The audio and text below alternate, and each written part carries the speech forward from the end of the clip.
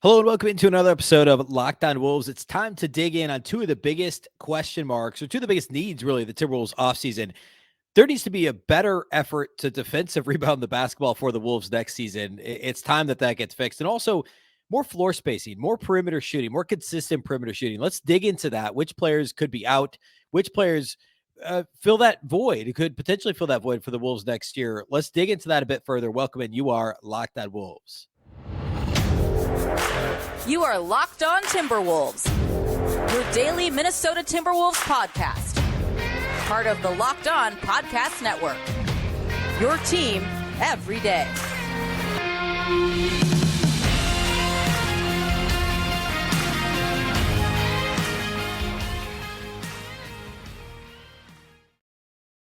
Hello and welcome to the Locked On Wolves podcast, part of the Locked On Podcast Network, your team every day. My name is Ben Beecken. I'm the host of Locked On Wolves. Today's episode is brought to you by our friends at Game Time. Download the Game Time app, create an account, and use the code LOCKEDONNBA for $20 off your first purchase. Last-minute tickets, lowest price, guaranteed. Happy Tuesday, everybody. And today on the show, I want to talk all about digging a bit further in some of the voids or I guess really the needs the Wolves have for this offseason. We talked about on Monday's show and late last week as well. Look at some actual potential replacement players that the Wolves get active on the trade market, maybe even free agency, the traits the Wolves are looking for, and what's going to really help this team's roster here moving forward. First, a big thank you for making Locked On Wolves your first listen every day.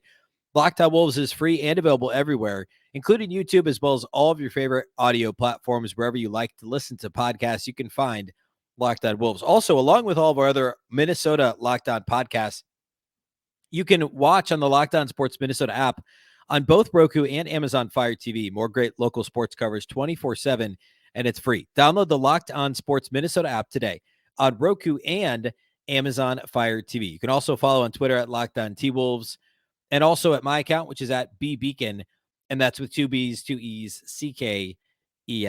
All right. So later in the offseason, we will get really, really in the weeds on like lists of potential free agents and all kind of, like talk specifically about actual targets who may be available, trade market, free agency. The draft, not as much. The Wolves have one pick in this year's draft, and it's like, I think it's 53rd. Let's see, I have it. Yeah, 53rd. It's actually a pick that was originally the Knicks. The Wolves got it from Charlotte in a draft night trade last year. The Wolves don't actually own their own draft night round 2 pick either. So it's actually just number 53. We'll talk about that when we get closer. We'll talk about potential second round draft picks, etc. But what I want to do today is still a bit higher level. This is maybe a 20,000 foot view of a couple of needs that the Wolves have, how they could fix them. And I want to give some examples of like, here's why this team is so bad rebounding the basketball. And it's not Rudy Gobert's fault. I want to dig into that. And actually, let's set it up that way. So the Timberwolves last season, 2021, 2022, finished the season ranked 28th in defensive rebound rate, 27th in defensive rebound rate last season at 74.9%. They were 7th in offensive rebound rate, which was great. Jared Vanderbilt had a lot to do with that. That was last season, 21-22. So again, 27th in defensive rebound rate, 7th in offensive rebound rate. And again, the defensive rebound rate was 74.9%. This year, they finished 26th in defensive rebound rate. They improved by one spot. Their percentage was actually worse, 74.3%. The offensive rebound rate plummeted from 7th in the league to 27th in the league. So collectively, their overall total rebound rate got worse. The Wolves were a worse rebounding team in 2022-23 with Rudy Gobert on the floor, the reigning defensive rebounding king of the NBA. Their rebounding got worse overall, and the percentage got worse defensively as well. Now, did Gobert struggle on the glass? Well, no, I don't think we'd say he struggled on the glass. I mean, like, depending on how you want to slice it, yeah, his rebounds per game were down pretty significantly, 3 per game. His total rebound rate was down about 4 points. His defensive rebound rate was down about 6.5 points. So, yeah, he had a worse rebounding season. So there is some blame to be put on Rudy Gobert. He led the league in total rebound rate and defensive rebound rate last season. Last season with the Jazz, he had a 36.3% defensive rebound rate, which is nuts. He led the league in total rebounds per game, the old rebound per game statistic at 14.7. And while the numbers were still good, it was actually his worst defensive rebounding season in actually, you have to go all the way back to 2018 to find a worse total rebound and defensive rebound season for Rudy Gobert. So, yes, Gobert's rebounding was down. That's not the point here, though. The point is how poorly the Timberwolves guards and wings rebounded the basketball this season. And that is an area where the Wolves can find the most improvement from 22-23 to 23-24. Now, a couple of things from last season to this season. Anthony Edwards improved on the glass. Anthony Edwards absolutely got better. And that was a big talking point on this podcast last summer, was an area that Ant needed to improve was rebounding. He averaged a full rebound more per game this season than he did last year. His total rebound rate improved by 1.5%. His defensive rebound rate improved by 3.4%. He rebounded the ball a little less offensively, but that's fine. I'd more want him getting back on defense and grabbing offensive rebounds. But overall, in the defensive glass, Anthony Edwards improved. And that was a big thing we needed to see. Also improving was Naz Reid. That was my biggest gripe with Naz Reid over the first 3 seasons of his career, was for a center, somebody who primarily plays center, he doesn't rebound the basketball well enough. Well, his defensive rebound rate improved 4.8 points this year, almost 5 full percentage points. His total rebound rate improved by 1.6%. Everyone on the Wolves saw their offensive rebound rate drop, and I talked about that earlier, going from 7th in the league to 27th. Part of that's Novando. Part of it is the philosophy shifted a little bit to getting back on defense, which didn't, of course, help because the Wolves also were a bad defensive team in transition. That's a topic for another day. So the Wolves were basically, as a team, were in no man's land. Less offensive rebounds, still not getting back in transition. Whatever. We'll talk about that. Talk about that another day. But rebounding wise, Naz Reid and Anthony Edwards both held up their end of the bargain, and that they both improved. They could both be better, but they both improved. The biggest problem for the Wolves was that Gobert didn't quite rebound to where everybody expected him to. Karl-Anthony Towns didn't early in the season and then got hurt. So when the Wolves were expecting to have 2 7-footers, 2 centers at least, Towns only played 29 games this season. So now you're mostly starting Jaden McDaniels and Kyle Anderson at the forward spots. Kyle Anderson's never been an all-world rebounder. He's an undersized forward to begin with.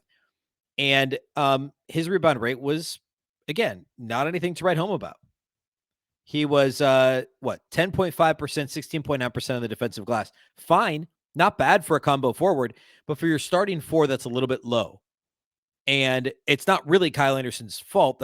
He was miscast a bit, even though the Wolves were arguably at their best when Anderson was at the 4 next to Gobert. You don't bring Kyle Anderson in to start him at the 4 and ask him to grab, 8 rebounds a game. That's not his game. So the problem was a combination of Gobert taking a dip there and also losing Jared Vanderbilt. And then playing undersized a little bit, ironically, when they spent the offseason trying to play big, and playing Anderson at the 4 as often as he did. Now, Naz Reid improving and Anthony Edwards improving helped, but there were a few other areas that the Wolves just really, really fell short rebounding-wise. I want to talk specifics about which players that production needs to get replaced, and then also I want to talk a little bit about shooting, kind of the same idea. Can the Wolves replace the shooting of player X with, call it player Y in free agency or via trade, and give a couple of examples of players who can do both of those things, can shore up both of those areas, because those are the targets, wings, guards, even forwards, who can rebound and shoot threes. They would be best case scenario if you find somebody that can do both of those things. And there are some guys around the league. I'll give a few examples of guys that can do both of those things. So we'll do all that here next. Today's episode of Locked On Wolves is brought to us by our title sponsors, our friends over at Game Time. Buying tickets to your favorite events should not be stressful. I have a bad habit of waiting to the last minute to buy tickets. I could think of plenty of examples. Games down in Arlington, going to Twins Rangers. I live in Oklahoma City right now, so going to Twins Rangers. Going to, even in Minnesota, coming up and going to a Timberwolves game or a Twins game. Trying to find tickets at the last minute, or concerts is another good one. It shouldn't be hard. It should be something that's pretty turnkey, and Game Time does exactly that. You can forget planning months in advance. Game Time has deals on tickets right up to the day of the event. Get exclusive flash deals on tickets for football, basketball, baseball, concerts, comedy, theater, and more. The Game Time guarantee means that you'll always get the best price. If you find tickets in the same section and row for less, Game Time will credit you 110% of the difference. It's the fastest growing ticket app in the country for a reason. Snag your tickets without the stress with Game Time. Download the Game Time app, create an account, and use the code LOCKEDONNBA for $20 off your first purchase. Terms apply. Again, create an account and redeem the code LOCKEDONNBA for $20 off. Download Game Time today. Last minute tickets, lowest price guaranteed.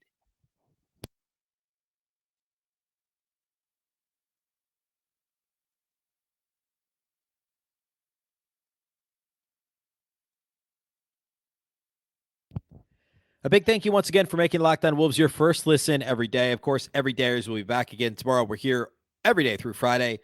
We're going to start the player review series later this week. I think it's about time we dig into that, and we'll get pretty granular on some players, and you'll kind of tip my hand a little bit on how I feel about some of these guys in their seasons here. I guess still yet today, as we talk about some production or lack of production that needs to be replaced over the course of the offseason. So stay tuned the rest of the week. Again, Monday through Friday. Still, even though it is the Wolves offseason, it is not offseason for Locked On Wolves. All right. So related to players who I would point out struggled the most rebounding the basketball this year for the Wolves, let's do it this way. This is just kind of like a quick and dirty way to do this. It's not perfect, but the best defensive rebounding team in the league by percentage this year is the Boston Celtics. Obviously, they're still playing. They're phenomenal. Went to the finals last year. It's a good team. I get that. But they're also the best defensive rebounding team in the league. So you sort their team by minutes played, and I'm going to use total rebound rate because I think that I don't know. I think that's relevant because the Wolves struggled in both categories this year. But we could stick straight defensive rebound rate. But anyway, total rebound rate.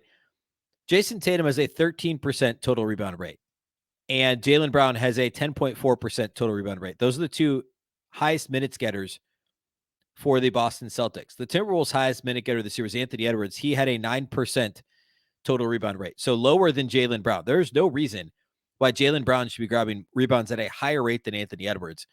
Edwards is a little bit bigger, similar size, but Edwards is a little bit bigger. I'd argue he's a little bit more athletic. He can be more physical. I'm not at all saying he's a better player than Jaylen Brown at this moment in time, but there's no reason Jaylen Brown should be out rebounding Anthony Edwards. Jason Tatum's obviously much bigger and plays a lot at the four, but to get a 13% rebound rate out of him is pretty good. The only Timberwolves with a better than 13% total rebound rate this year, Rudy Gobert, obviously, Naz Reid, and Karl-Anthony Towns had a 13.8%. Even Luka Garza, which, it's a rate. So even though he only played he played 250 minutes or so, Garza's rebound rate was only 14.5%, and it felt like he was hoovering up every potential available offensive rebound. Jason Tatum had a 13% rebound rate this season, total rebound rate. It's one of the reasons why he's such a superstar, like one of many reasons, obviously. But to do that much work on the glass is phenomenal. And again, we're talking guys with 13% or higher total rebound rates. The Wolves had 4. The Celtics had 1, 2, 3, 4, 5, 6. Celtics had 6 guys. Well, okay, you can throw out a couple guys that one guy who barely played. But individual efforts on the defensive glass, especially for a team like the Celtics, and also their guards. Let's do this. Derek White, Grant Williams. Derek White had a 6.9%. We'll call it 7% total rebound rate. Grant Williams is 9.7%. These are, rotation guys. Not, I guess Grant Williams is an undersized forward, but still, Derek White, 6.9%, Grant Williams, 9.7%. You talk about other rotation guys on the Wolves. Well, D'Angelo Russell had a 5% total rebound rate when he was in a Timberwolves uniform, 5.2% this season. Jalen Noel, 7.6%. Jaden McDaniels, only 7.1%. You know who he's a lot bigger than? Grant Williams. Grant Williams had almost 3 points higher of a total rebound rate. McDaniels is longer, taller, more athletic. All of the above. I know it's not his game. I know he's on the perimeter guarding a lot, and that's why McDaniels' rebound numbers aren't better, but you still need more out of Jaden McDaniels. You still need more out of Jalen Noel. Like, you still need more out of your point guard spot. Now, Mike Conley only had a slightly better rebound rate than D'Angelo Russell, but I think the impact of Conley crashing more frequently than D'Lo did and also avoiding being in no man's land, had a positive impact on the Wolves overall. The Wolves as a team rebounded the basketball better with Conley in the lineup than they did with D'Angelo Russell. I should have pulled the exact numbers, but I promise you, the numbers back it up. The Wolves are a better defensive rebounding team, better rebounding team overall after the trade deadline than they were prior to the trade deadline. There's more than one factor to that, but subbing Russell in for Conley in the rotation in the starting lineup definitely played into that as well. Yeah, so the point guard spot, all three of the Timberwolves point guards, Russell, Conley, Jordan McLaughlin, were all between 5 and 6% rebound rate. Look at the Celtics. Derek White, 6.9%. Peyton Pritchard, 7.5%. Brogdon, 8.8%. So Celtics guards rebounding the basketball better than the Timberwolves guards. You may say that's only a point or two percentage wise. That matters when you're talking rebound percentage. Say that's a half rebound a game. It's not, but say it's half rebound a game. That right there, just among guards, that's an extra 1.5 to 2 rebounds per game. This is obviously fuzzy math that I'm doing right now, but like you get the idea. You go down the line, and almost every position has a better individual rebound rate than the Timberwolves position, and that's not necessarily Gobert's fault. It factors in, yes, but an extra 2 or 3 rebounds from your backcourt every game, that matters over the course of a season. It matters over the course of a game, right? I mean, how many games did we see an opposing team play volleyball on the offensive glass and beat the Wolves, especially early in the season? That was always one of the Wolves' biggest weaknesses throughout the season, and the Wolves need to shore that up by finding guys on the perimeter, wings, guards, who are going to rebound their position. It's very easily overlooked, but how many times do you look at the box score and see a D'Lo 1 rebound game or a Taurean Prince 0 rebound game? I haven't even mentioned Prince. He's a major culprit. Taurean Prince was 8th on the team in minutes this year. He had a 6.2% rebound rate. 6.2%. Taurean Prince is 6'7", played a decent. I mean, he played a lot more 3 this year than 4. He played more 3 than he did the year before. But you got to have better than 6.2%. This was actually his career low rebound rate. Last season, Taurean Prince had a 7.9% rebound rate. 2 years ago, when he split it between Brooklyn and Cleveland, 8.8%.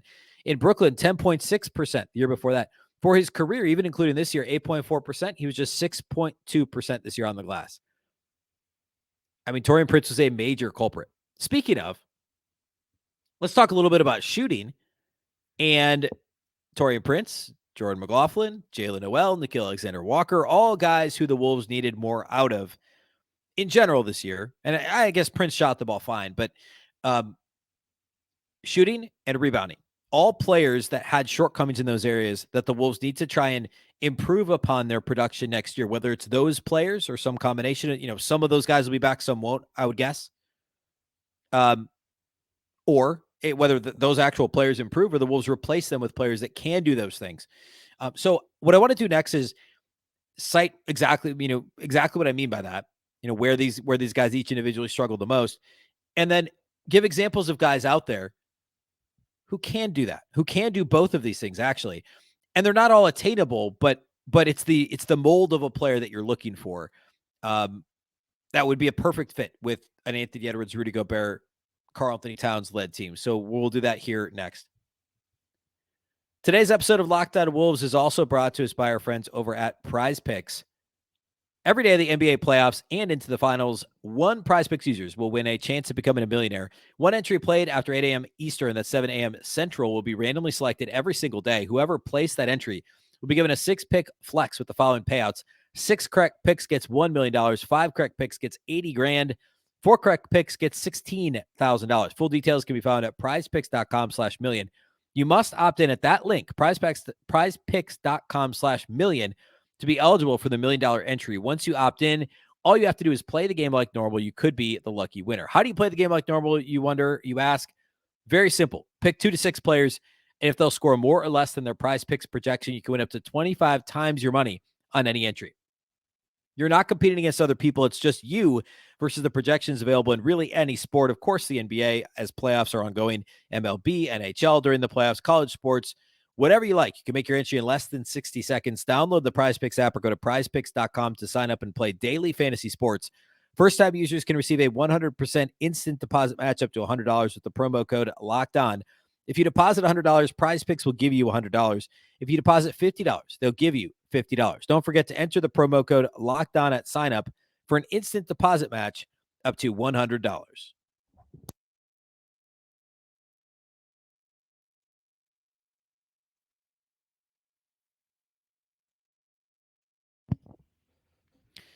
All right. Talked a little before a minute ago about shortcomings for the Wolves from their perimeter players and guards. Taurean Prince, career worst rebound rate this season. Jordan McLaughlin, career worst 3-point shooting percentage. He's gotten worse each of his 4 years in the league from outside the arc. Nickeil Alexander-Walker actually shot the ball better than he has for much of his career, but shooting the ball consistently remains a challenge for him, and the rebound rate for him also was actually a career low. Not that it's ever been that impressive, but also doesn't rebound the ball particularly well for his size and for his position. Jalen Noel, a career worst season shooting the basketball as well. So those 4 guys, either they need to get better or they need to be replaced in each of these categories. Jalen Noel is an unrestricted free agent. I've said this before already. I'd be surprised if he's back next season. Nickeil Alexander-Walker is a restricted free agent. There's a chance he's back. Jordan McLaughlin is also under contract for next year, but there's an option for about $2.1 million on his deal. At this point, I think it's likely he's back, but it wouldn't shock me if he wasn't. Again, we talked about him the other day. And Taurean Prince, also an option for next year, but it's for a little over $9 million, which isn't a bad deal. The question is, can you improve on that roster slot? Can you get a better player than Taurean Prince for that slot on your roster? I think the answer is maybe. So none of these guys are slam dunks to be back. I'd be surprised if they were all gone. Some mixture will be back. Now, Taurean Prince has the most proven, well, you could argue Taurean Prince and Nickeil Alexander-Walker each have a very proven, repeatable skill at the NBA level. Taurean Prince is shooting the basketball. He's a 37% career three-point shooter, and he's been really good the last 3 seasons. 38% this last year, 37.5% last year, 40% the year before that when he split it between Brooklyn and Cleveland. So Taurean Prince can shoot the ball. However, I think he's lost a half step defensively, and the rebound rate is the worst of his career this last season. Nickeil Alexander-Walker can guard. Like, he can guard. We saw him guard Jamal Murray, and I worry a little bit that the recency bias there, I don't know that it'll cloud the Wolves' judgment, but fans need to remember Nickeil Alexander-Walker is a career 33% shooter from outside the arc. I know he shot it, he was only 36% in Wolves uniform, but he got hot a couple times early and then later. For the year, he shot 38%, but just last season, split between New Orleans and Utah, he shot 31% from outside the arc. He's a career 34% or 33.9% three-point shooter. So is he an NBA caliber three-point shooter? I don't know. I don't know that he's a plus shooter. Jordan McLaughlin is another story. He didn't rebound the ball well for his position. Not that you count on him to do much, but he also did not shoot the ball well. He's gotten worse from outside the arc every single season. Went from 38% as a rookie to 36% to 31% to 30.8% this season. Not good. Jalen Noel talked all last season about how much he can get buckets, and he took a massive step backwards this last year. Actually rebounded the ball a little bit better on the defensive end of the floor, but the turnover rate went up, the assist rate went down, the shooting percentages plummeted. He went from 39% last season to 29% this year from outside the arc. That was the biggest issue, but he also continued to struggle defensively, had lots of lapses on that end of the floor, ended up just a high usage volume scorer without repeatable success. So all 4 of those guys could find their roles outsourced next season. They could all very well be replaced. And both categories I mentioned, rebounding and three-point shooting, need to be improved for the Wolves. So if you go through and you look at players who do both of those things really well, I did a search on Basketball Reference, and I'm going to give just a couple names. Basically, guys who had a rebound rate. What were my parameters? Shoot, I lost my parameters. Basically, I think it was like 7% rebound rate and 37% from outside the arc. So a little better than league average. And I was looking at wings, essentially. A little better than average from outside the arc, league average over the last few years, and also essentially a little better than average rebound in the basketball for a forward. And Jason Tatum's, of course, on that list. There's some other names on that list that are stars. There aren't a ton of them, honestly. But there's also some guys that like late career Vince Carter is a guy who did those things, who rebounded the basketball and shot threes. Stars now, OG Anunoby. By the way, I'm not digging into this now. He's only got a couple years left on his deal. One of them's a player option. Could the Raptors retool with the new coach this year? Possibly. So don't forget that name, because OG Anunoby, there's a lot to like there. You're talking about a guy who, what's his deal? He signed the extension almost a little over 2 years ago. So he's got $18.6 million next year, $19.9 million on player option the year after, and he's not yet 26. He turns 26 this summer. He shot almost 39% from three this year, career 37.5%, and he's got a rebound rate for his career over 8%. Essentially, he's a three. That player's a nice fit next to Anthony Edwards in the Timberwolves uniform. If the Wolves could land an OG Anunoby. Buddy Hield is one that you wouldn't necessarily expect to be on this list because I have never been the biggest Buddy Hield fan. There's a lot of empty shooting there and like nothing else for how much he gets paid. He's on the books for $19.2 million next year with Indiana. I don't think the Wolves trade for Buddy Hield. I don't necessarily want them to trade for Buddy Hield, but he's an example of a guy who shoots the heck out of the basketball. Like, what was he? He's 42.5% this year, which is actually his best season in 3-4 years shooting the ball. But for his career, he's over 40%. He's got an 8.2% career total rebound rate. This was his best season total rebound rate and defensive rebound rate, rebounding the basketball for Indiana. He's going to be 31 next year, which is crazy. I don't know that it's a this year thing, but if he's still shooting and rebounding and, year after this one, or if you can get him at the deadline for whatever, that's not the worst idea, right?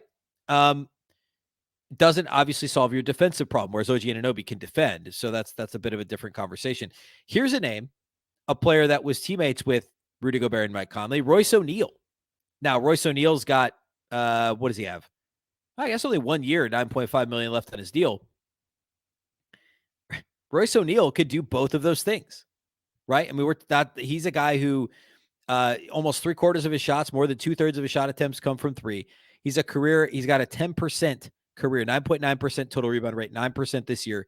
He's a career 38.4% shooter from beyond the arc. He's been between 38 and 39% each of the last 3 years. He played with Gobert in Utah for 5 seasons. There's other names on this list that have Alec Burks is on the list of guys Alec Burks isn't a solution in 2023-24, but he played in Utah. Utah had a blueprint, and I don't necessarily think this is Utah upper Midwest, or it should be necessarily, but what they did worked in the regular season. They had Mike Conley, they had Rudy Gobert, they had a high volume, high usage scorer in Donovan Mitchell, and I think Anthony Edwards has a higher ceiling than Donovan Mitchell. He is not as good now as Donovan Mitchell was in Utah, and certainly not as good as he is now, but the ceiling for Anthony Edwards is higher for a number of reasons. That's not the conversation we're having now, but it's higher. Surround them with good shooters, decent perimeter defenders, which is what kind of part of what undid Utah at the end there is they didn't have those, and good rebounding wings. Royce O'Neal, Bogdanovich. Obviously, you had Conley, Gobert, Donovan Mitchell. Ricky Rubio is another example of a guy who played defense and rebounded as a guard. It was there before Conley, of course. The 3-point shooting was fine there. It wasn't what it needed to be, and there's a reason he was replaced by Conley. But you go on down the list, and you look at some of those wings, and it's something we'll revisit this offseason. Utah knew what they were doing to build a team that was as good as they were in the regular season, consistently, offensively, and rebounding the basketball, and record-wise in the Western Conference, won more games over a 4-season stretch than any other franchise in the West. I don't think the Wolves need to replicate. I don't want them to replicate exactly what Utah did. But they need shooting, they need floor spacing, they need toughness on the glass. And Jalen Noel, Jordan McLaughlin, Nickeil Alexander-Walker, and Taurean Prince are guys who those roles could be replaced heading into next season. To be clear, they all could have a spot on this team in the right situation. Like I said, I think on Monday's show, Jordan McLaughlin could be the third point guard next year for $2 million a year. That'd be fine. Like Jordan McLaughlin can be a good player. We've seen him be a really, really good player. That didn't happen this year, right? Jalen Noel, I don't think there's any way he's back. Taurean Prince, probably 50-50, maybe a little bit more likely than not he's back. Nickeil Alexander-Walker, I don't have a good handle on whether or not he'll be back, but let's not let the recency bias of him defending Shai Gilgeous-Alexander and Jamal Murray in the play-in and the playoffs, respectively, cloud our judgment of him being a mediocre three-point shooter and how important that is. You've got Jaden McDaniels and Anthony Edwards to play perimeter defense anyway. You still have Kyle Anderson. You still have Mike Conley.